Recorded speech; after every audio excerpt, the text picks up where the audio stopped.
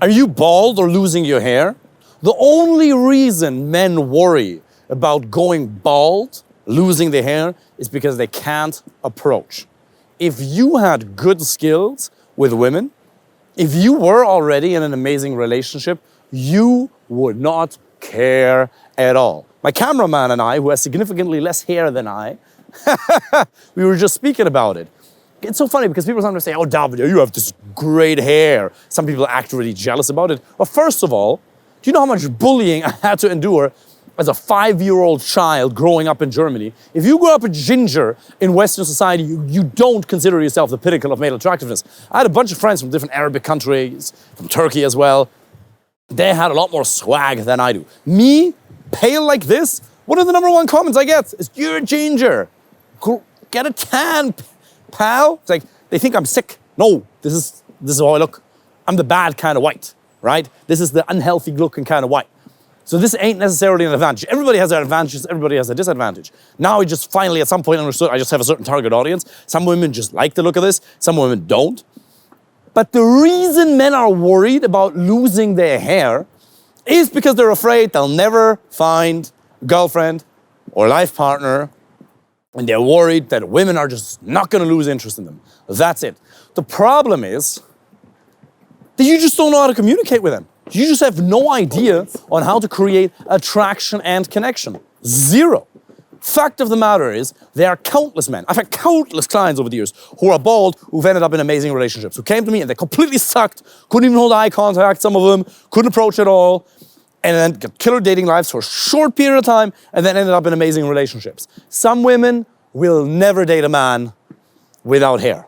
Most women don't actually care as long as you have amazing communication skills, or at least good communication skills with women. And some, they really like guys who are bald. That's the truth. If you actually let that sink in, that almost any insecurity that you might have as a man, vampire teeth, red hair, being bald, really only comes to pass because you're afraid that women will lose interest in you, then you can just trace it back and just fix the root cause. Any physical insecurity you might have, oh, maybe you're a little fat. None of that. Obviously lose the fat. Obviously get in great shape. Of course, take care of yourself, for sure. But you can be fat. I've had clients who are really fat, and we've still been able to help them get into great relationships. Any insecurity you have comes down to a lack of skills with women. Now, I'm not so Jungian or Freudian or whoever in that lineage said it, that everything we do as men is to get ladies impressed. I don't think it's everything, because I think we're a bit more spiritual than that. We want to contribute, we want to self-actualize, and it goes beyond just the mere fulfillment of a biological urge to chase validation from attractive females. But it does play a role, and it plays a significant role. If you had an amazing girlfriend or life partner, wife, synonyms, who would love you no matter what, you wouldn't care whether you had hair or not, whether you had a beard or not, be careful, whether you're short or tall, red hair, no hair, big dick, small dick. To be honest, that's a bit of a different one, because that has implications regarding her sexual satisfaction. And if it's too small, I would actually just encourage you to get surgery and just make it bigger, right? But that's only if it's really, really tiny.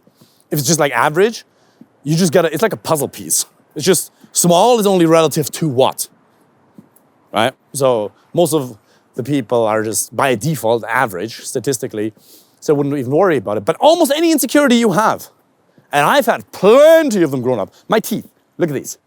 You see that? See these vampire teeth? I have healthy teeth. They're very healthy. They're very well taken care of. I have a fantastic dentist. But my mother, who's very much into Ayurveda, she's a nurse, my hero, absolute amazing person, who also has this much energy. That's kind of where I get it from. My father, one of the most intelligent people that I know, he works in the healthcare space in Germany, super intelligent person, a bit more German, more serious. My mother, totally energetic, loving nurse, but interested in Ayurveda and yoga and alternative methods. She used to think that braces are a scam, they're a hoax. So I should have probably gotten braces when I was 6 years old, didn't get them, that's why my teeth are a little bit crooked. And now, I need to get some Invisalign or something probably, but I have no incentive. I'm probably gonna get it fixed at some point, right? But what I'm telling you is, I used to be too insecure to smile. I would smile like this. Genuinely. I would smile like this. I was so insecure because of my teeth. And then I realized, whoa, it doesn't matter. For some women, it's a turnoff, and others couldn't give a fuck.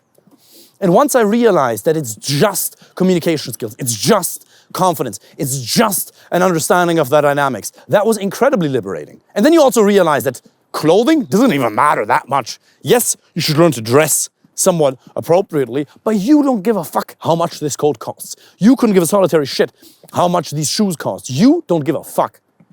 It is not about how expensive the item is. Yeah, obviously dress in a way to maximize your looks. Let's keep going that way. But they don't really give a fuck. You can wear a t-shirt that has literal jizz stains on it and still meet somebody. Not saying that that's happened before, but men are so worried about, having the perfect outfit, the perfect hair, the perfect shoes, the perfect this. Try flexing on a woman with good values, with your Rolex, with your Audemars Piguet, and be shocked by how little she will give a fuck. The right women do not care. They care about communication skills, your confidence, and an understanding of the dynamics. And that's a beautifully freeing thing. Because almost any insecurity you have, you can just let go of. You can just let go of it. And you just gotta stop mentally masturbating and go, but you have a trauma from the past. My fucking parents didn't hug me enough when I was a child. I don't give a fuck. Do EMDR therapy to let go of some of that stuff. Yes, EMDR therapy, check that out. That's amazing. But it's not about what happened in the past. You are just lacking a skill set. There's nothing wrong with you. There's nothing wrong with you. There is nothing that could serve as evidence that you're not lovable. What is fear?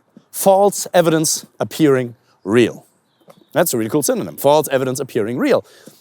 You think that there's no reason why you shouldn't be able to have an amazing girlfriend or life partner. You're just so loyal to your suffering. You're just so unbelievably loyal to your previous mode of existence. And you've learned to accept mediocre life circumstances. So I would encourage you to just choose confidence as your modus operandi. Obviously, confidence goes deeper. Confidence comes on the one hand from developing the competence.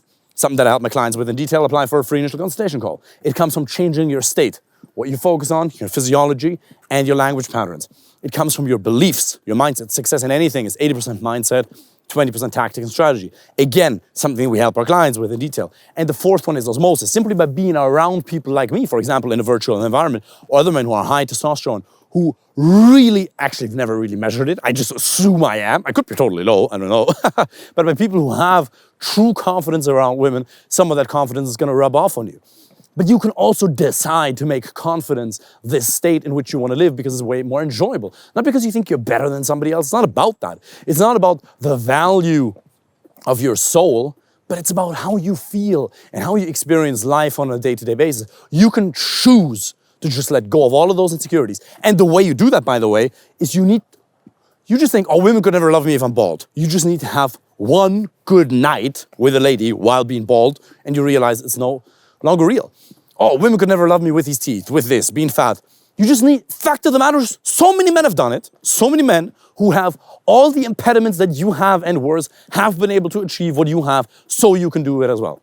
That's the only thing. So you need one piece of evidence to the contrary. That's all it is. Get it? Apply for a free initial consultation call. Looking forward to seeing you soon. Take care.